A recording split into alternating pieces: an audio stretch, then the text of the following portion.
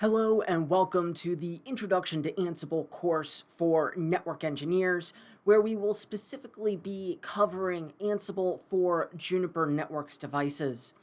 In this video, we're just going to do an introduction to this course, go over what we'll learn, and also just some of the basics of Ansible architecture and how it ends up interacting with Juniper devices before we take a little bit of a deeper look into that in the following video.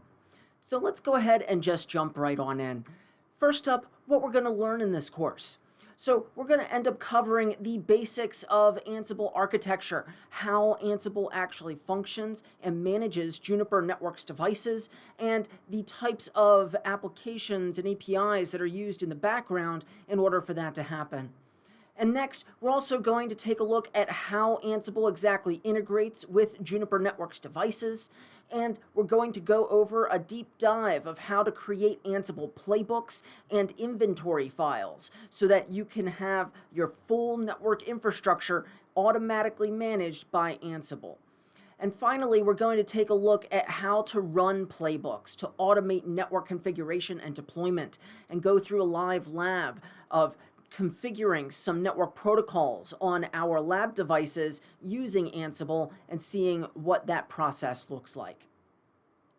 Great. So first up, let's go ahead and take a look at the basics of Juniper Networks automation. So off-box scripting is something that is very well ingrained into Junos from the beginning. And Junos is the operating system that your Juniper Networks network device runs on. And off-box scripting is done with netconf.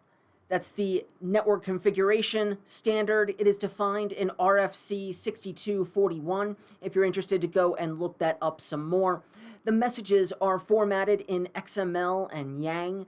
It uses SSH for transport, and it is supported by all Junos devices. So your MX, QFX, EX, all of your devices are going to be able to be managed using netconf over SSH.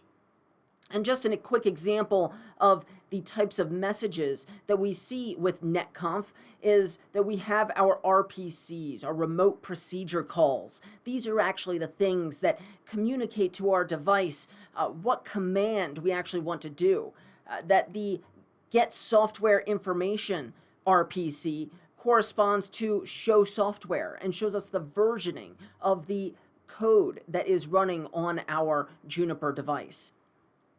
And netconf is what's used by default in the background by Ansible when it connects to and configures our devices, which is why I'm bringing that up here so we have at least a little understanding of how Ansible is connecting to our device in the background so we can take that into account when we're allowing our traffic through our network. So using netconf is PyEZ. PyEZ is the Python library developed by Junos. It is a micro framework interface with Junos. It is easy to use. It works on Junos devices running 11.4 or later, and it is open source. That Juniper has chosen to make their library open source. It has features to automatically parse the XML output from the RPCs. And it also contains utilities to manage the file system of our device.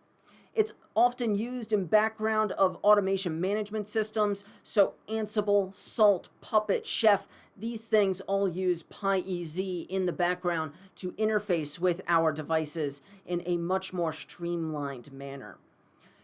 So now finally, the last thing I want to cover in this video here is just a 10,000 foot view as to how Ansible really interacts with our devices. Is that we have Ansible here, that it uses playbook files and the module library from our Ansible Galaxy Juniper.Junos role or from the inbuilt Ansible role for managing Juniper devices, and it uses the Python API, PyEZ, and also plugins that we issue these different commands. We can run arbitrary RPCs. We can upgrade the software version, get the device facts, etc. That we issue these modules in tasks in our playbook and are run that in a play, and that these connect to our device from our network management server, the one that's actually running Ansible over Telnet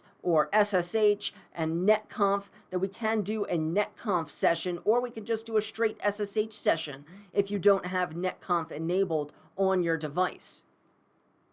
And that the reason why Ansible is so popular among a lot of the environment out there is that it is agentless and there are minimal coding skills necessary. You don't need to be a Pythonista to learn Ansible, although Ansible is written in Python and it helps if you are familiar with Python. You don't have to know it, and that the playbooks are written in YAML, which is YAML ain't markup language. It's a recursive acronym. We can go more into that in my data serialization course, which will be coming out soon.